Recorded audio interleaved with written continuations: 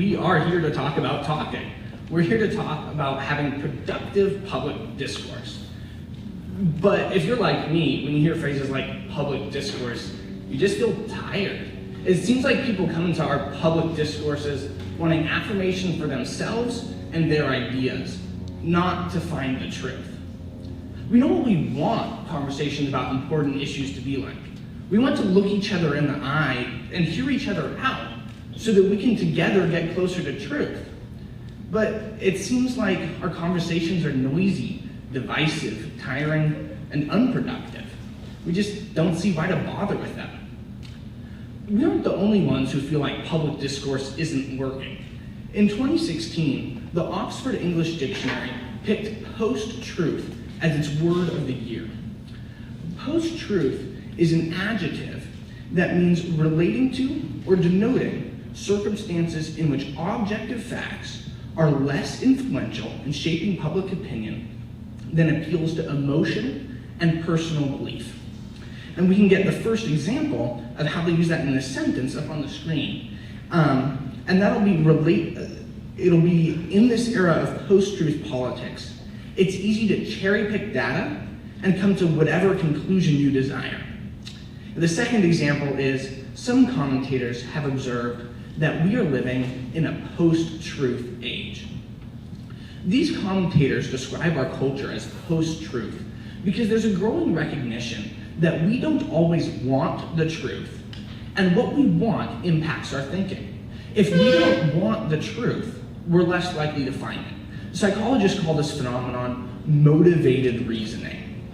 We can retweet articles that document our addiction to technological stimulus because we don't want to realize the truth, that we are the people the article is talking about.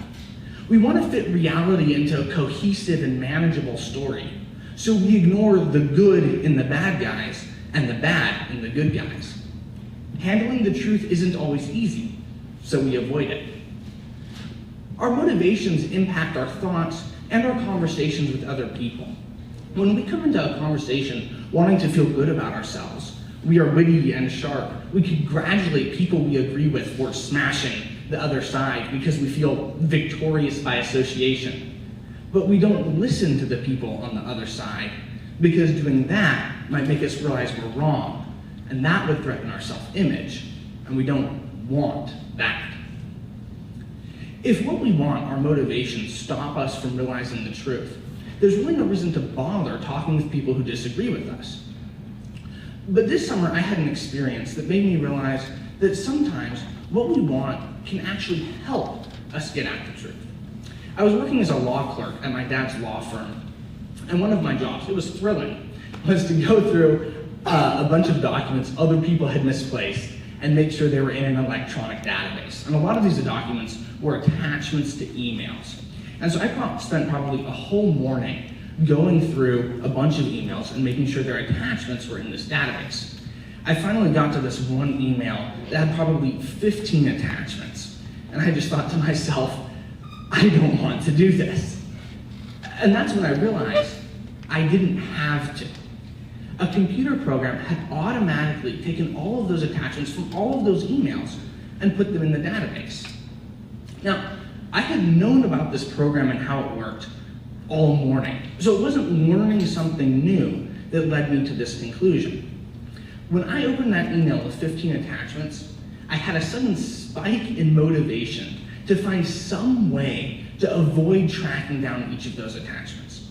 And that increase in motivation, not learning something new, led me to the accurate realization that I didn't have to track down those emails. So my motivations helped me realize the truth.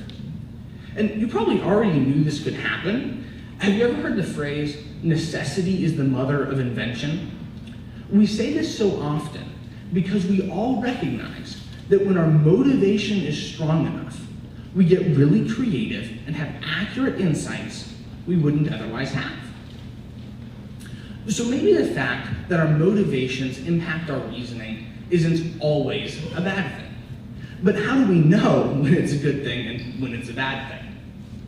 Well, even though we talk like we've just discovered motivated reasoning, we've actually known about it for a long time. In Ephesians 4, the Apostle Paul writes, and we'll have it up on the screen, that people who do not follow God are darkened in their understanding, alienated from the life of God because of the ignorance that is in them due to their hardness of heart. Paul says that these people's minds are corrupted because their hearts are corrupted. Paul recognizes that what we want has the ability to threaten our ability to get at the truth. But he goes on to say later in the passage that when our hearts turn towards God, part of being made new in Christ is having our minds renewed. The Christian philosopher Alvin Plantinga, in one of his acclaimed books on how knowledge works, discusses how the Bible seems to lay out a dialectical spiral, a dynamic interaction between our hearts, what we want, and our minds, what we know. He argues that God has made people so that wanting the right things helps us think straight, but wanting the wrong things confuses our thinking. So from the Christian perspective, the issue isn't whether our motivations impact our thinking. The issue is how our motivations impact our thinking. If we want the right things, they will help us get at the truth. If we want the wrong things, they will often prevent us from getting at the truth.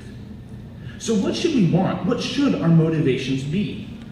That's a really big question. But in Luke 10:27, Jesus gives us a summary of what God requires of us. He says, "You shall love the Lord your God with all your heart and with all your soul and with all your strength and with all your mind, and your neighbor as yourself."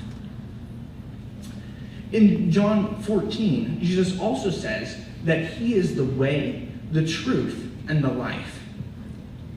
The first commandment to love God mandates that we love the truth. We are to love God only because he is the true God. No belief, even belief in the God of the Bible, is worth holding unless it is true. If we love truth, if we love God, we will love truth more than our own beliefs and comfort, and we will seek truth, not our own self-affirmation in conversations.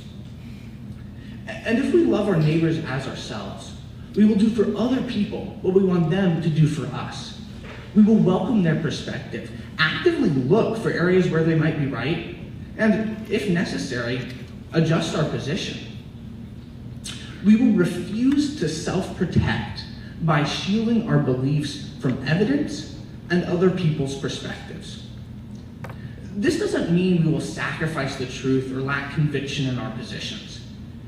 People who build castles of dogmatism and stubbornness around the truth are the ones who lack confidence in it. Those who are truly confident in the truth give it their devotion, not their protection.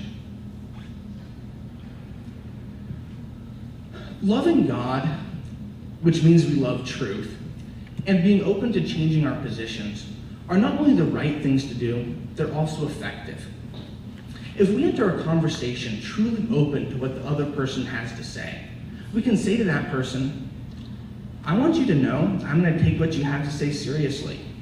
And if it looks like I'm wrong, I'm willing to change."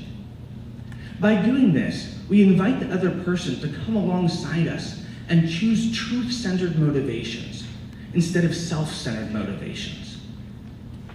When we love the truth, we help other people love the truth, so that together we can draw closer to truth and ultimately to the God who is truth.